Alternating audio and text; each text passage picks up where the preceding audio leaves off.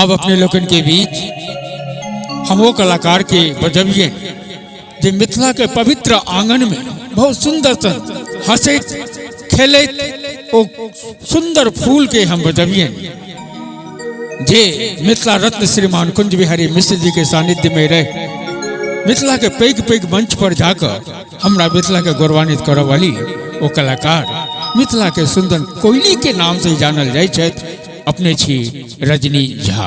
लिखिन दिल जानक ओझा हमको ना जेबै सोझा किछ ने फुराइया यो हमर टूटल बजेब लड़खड़ाइया हमर टूटल बजेब लड़खड़ाइया।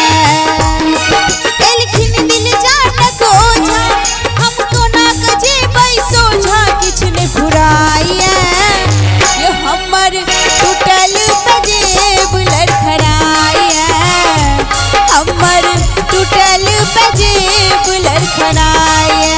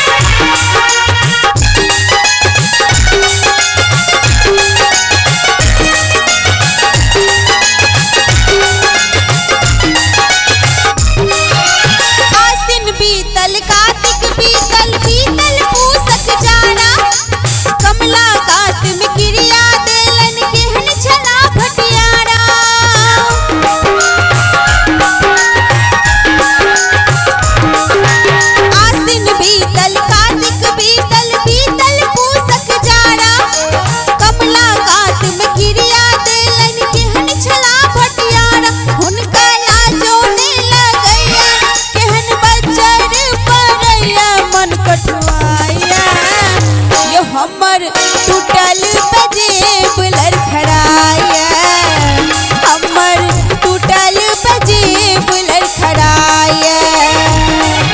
लिखिन दिल जानक ओझा हमको ना जेबै सोझा किछ ने फुराइया